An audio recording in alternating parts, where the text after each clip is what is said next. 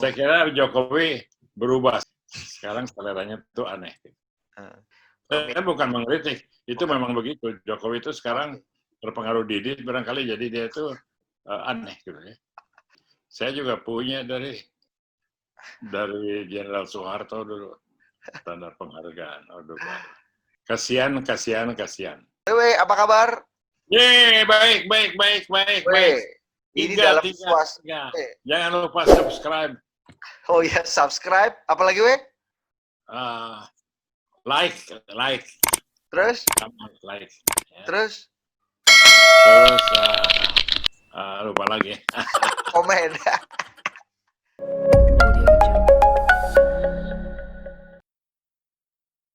Halo, jumpa lagi para pemirsa Perspektif Wimar dimanapun Anda berada, yang lagi nonton di mobil, yang lagi nonton sebelum tidur, lagi nonton sambil kerja di laptop, atau mungkin disambungkan dengan HDMI ke layar TV gede untuk nonton Wimar Witular lagi. Jumpa lagi di Perspektif Wimar, acara mingguan kita yang ngebahas topik paling hangat minggu ini, 3 topik paling hangat, dan juga 3 tokoh yang akan dikomentari dengan 3 kata oleh Wimar Witular. Sebelum kita masuk ke topik-topik hangat minggu ini yang jadi top of mind dan pembicaraan publik, ini kan masih dalam suasana Hari Kemerdekaan Republik Indonesia ke-75, yang sama dengan umurnya Wewe ya. Jadi kalau nanya Wewe umurnya berapa, itu paling gampang sebenarnya nanya umurnya Wewe. Karena umur Republik itu umur Wewe, bener nggak Wewe ya? Lebih gampang lagi, bom Hiroshima tahun berapa? Nah itu. Nah, orang lebih inget 17 Agustus 45 loh dibanding bom Hiroshima. Tapi menarik gimana perspektif Wimar, kan biasanya ini kan baru kali ini Hari Kemerdekaan itu diperingati dengan suasana prihatin. Pandemi, mungkin kondisi perekonomian lagi turun. Kalau kita lihat berita-berita banyak tukang-tukang jual perekonomian nggak turun kok. Nah perekonomian nggak turun. Ya, karena pandemi aja jadi kegiatannya kurang. Ya, karena pandemi, kemudian kalau kemarin proyeksi dan hasil kuartal kedua di BPS ya minus 5% gitu kan. Nah, perspektifnya Wimar gimana melihat 17-an di masa pandemi ini, baik secara ekonomi, baik secara sosial, atau ada kejutan politik mungkin? Sebetulnya pandemi ini bagus sekali untuk memisahkan yang palsu dengan yang baik. Yang akan kandas itu adalah yang palsu. Jadi yang sekarang makmur itu yang palsu. Dan krisis selalu mendahului perbaikan. Dari krisis ini akan lahir inovasi, akan lahir sumber energi baru, akan lahir orang yang tulus, dan orang-orang yang tidak tulus dikasih bintang juga ya. Ya. Oke, apakah yang ini pengangkatannya tulus atau tidak, Wewe? Saya mau minta komentar Wewe karena ini menjadi topik perbincangan bukan hanya di Indonesia, tapi juga dunia. Nah, Joe Biden tunjuk Kamala Harris jadi calon wakil presiden. Wah, ini tulus atau enggak, dan seberapa punya peluang besar bagi Biden, atau justru malah liabilities? Saya rasa dia pilihan terbaik, bahkan dia tuh pilihan yang aman. Tidak banyak liabilities dan banyak kemampuan, dan dalam beberapa bidang, dalam banyak bidang, dia tuh mampu menjadi partner pemerintahan atau suksesor pemerintahan Biden. Dia tuh pintar dalam hal penegakan hukum, dalam polisi rasial, dalam jaringannya. Dia orang kuat. Bahkan ini aja Donald Trump kelabakan mencari kata-kata jelek mengenai dia, jadi ngarang-ngarang. Oke, seberapa cukup bisa menggerogoti kekuatannya Trump dan menambah kekuatannya Biden tuh? Saya kira kekuatan Biden sekarang yang perlu tuh dikonsolidasi dan ditutup ininya apa titik butanya, kesalahannya. Biden tuh sangat kuat, tapi Trump Kamala Harris akan menambal kelemahannya di etnik minoritas. Oke. Walaupun dia bukan orang hitam, ya, bukan orang Afrika, tapi dia etnik minoritas dan itu diperlukan untuk mendukung Biden. Seperti halnya dalam primary sudah kelihatan. Oke, kalau if we compare dengan calon wakil presidennya Trump, sebenarnya sudah dipilih atau tetap Michael Pence atau akan ada yang baru, weh? Belum dipilih, tapi Kira-kira Michael Pence secara enggak sengaja atau sengaja sudah merasa dirinya calon wakil presiden. Kalau baru tanggal 28 Agustus nanti akan ditunjuk. Michael Pence sudah bicara sebagai calon wakil presiden. Misalnya bahwa dia ingin sekali menghadapi Kamala Harris dalam debat. Ya. Ngomong-ngomong, kalau Michael Pence sih hancur lah sama Kamala Harris.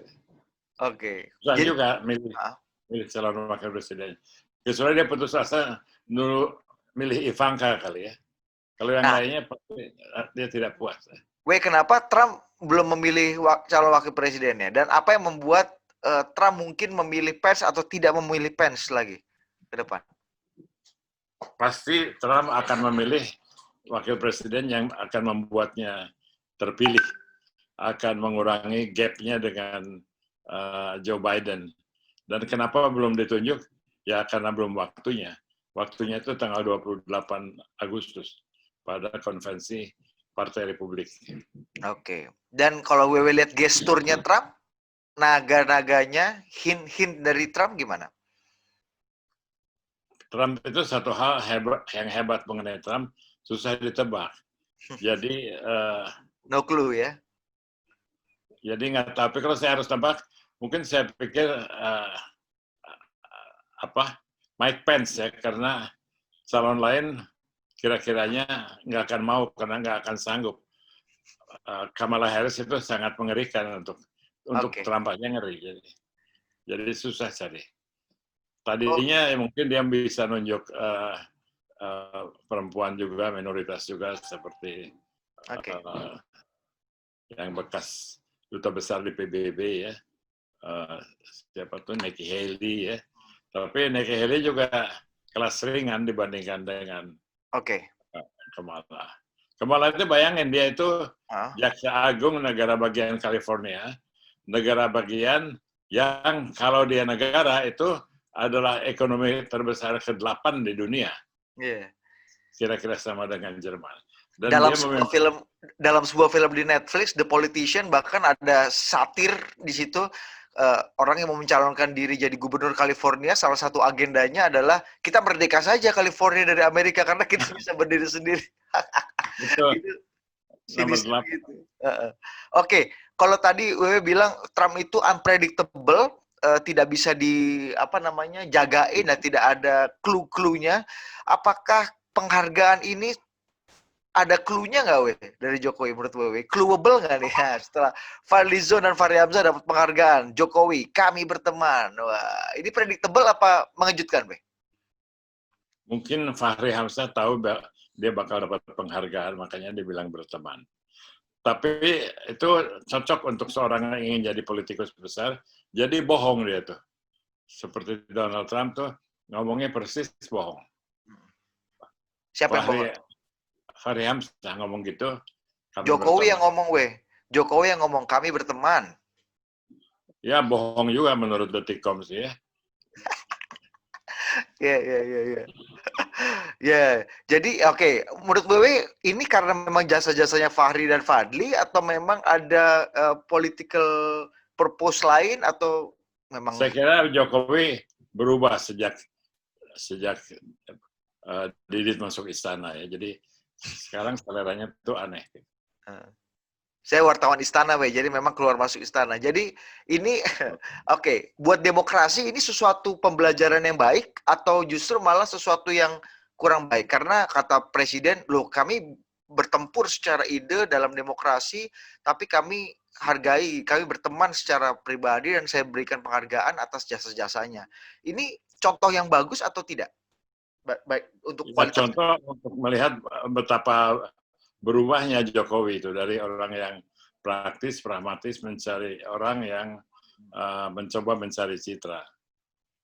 Wah, WW ini mengkritik Jokowi nih. Padahal kata WW, Jokowi tidak ada celah untuk dikritik. WW ini seperti Saya bukan mengkritik, itu bukan. memang begitu. Jokowi itu sekarang terpengaruh Didi, barangkali jadi dia itu aneh gitu ya. Oke, kalau yang ini terpengaruh siapa nih, WW ini kalau ini penarik nih karena saya tahu persis bagaimana perjuangan WW dulu, terutama bahkan di masa pemerintahan Gus Dur menginginkan TNI itu kembali ke barak, tapi ada keputusan baru gimana TNI dilibatkan pendisiplinan protokol kesehatan COVID-19. Nah, ini masyarakat sipil dalam impresnya, saya bacakan sedikit ya, Ya. Dalam impresnya nomor 6 tahun 2020, TNI dilibatkan untuk mendukung penegakan disiplin protokol kesehatan.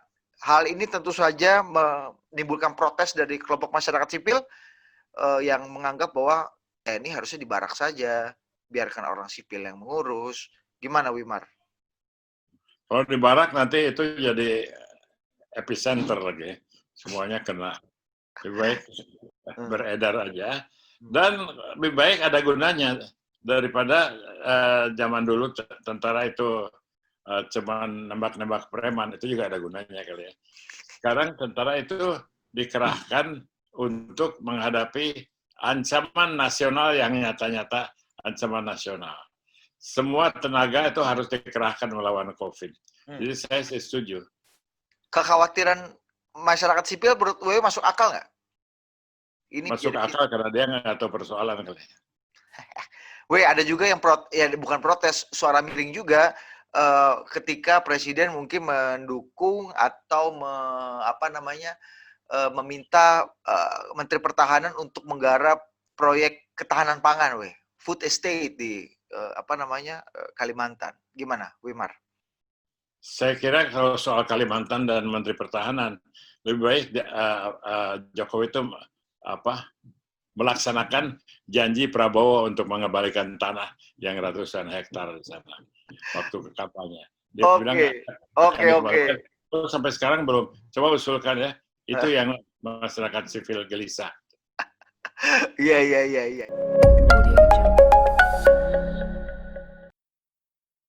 Ya, oke. Itu tadi 3 topik utama minggu ini, WW.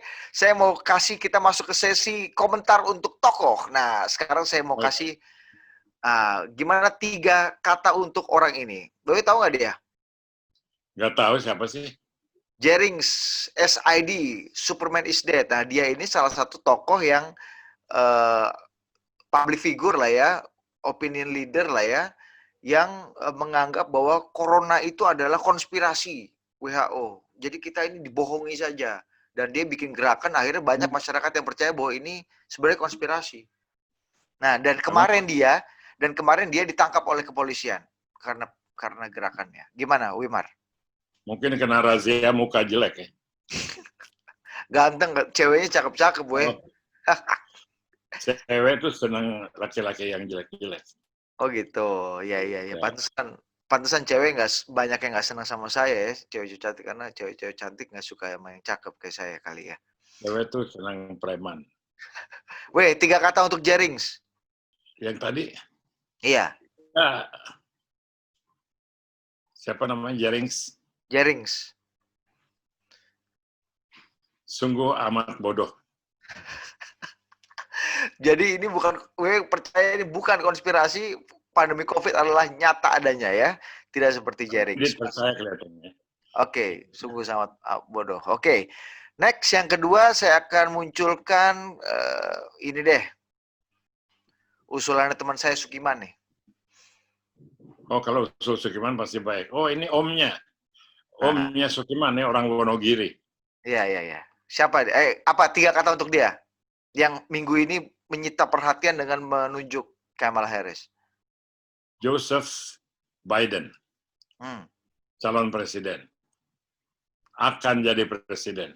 Oh, oke, sangat berpihak Wimar Witular. Oke. Berpihak, emang saya tahu sejarah. Ya, boleh. Memang tidak ada yang netral, karena netralitas itu adalah lip service. Oke. Ya, ini kawan lamanya Wimar. Pahlawan nasional kan dia. Dapat tanda penghargaan. Fadlizon. Dapat tanda penghargaan.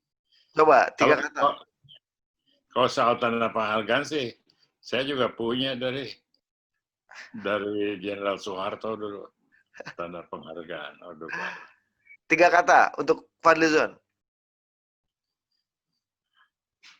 Kasihan. Kasihan. Oke, Wimar, terima kasih. Itu tadi 3 topik of the week dari Wimar, 3 perspektif, 3 tokoh, dan 3 kata komentar untuk masing-masing tokoh. Terima kasih. Selamat Hari Kemerdekaan Republik Indonesia ke-75. Ada pesan sekali lagi untuk netizen yang budiman? Sejahteralah bangsa Indonesia.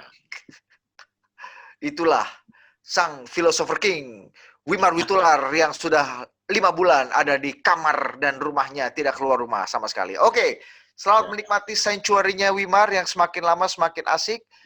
Kita juga menikmati sanctuary kita di mana-mana, ada yang masih tetap kantor, tapi ada banyak juga yang work from home. Jadi, sampai jumpa di Perspektif Wimar minggu depan. Baik, terima kasih semuanya. Salam buat teman bekerja.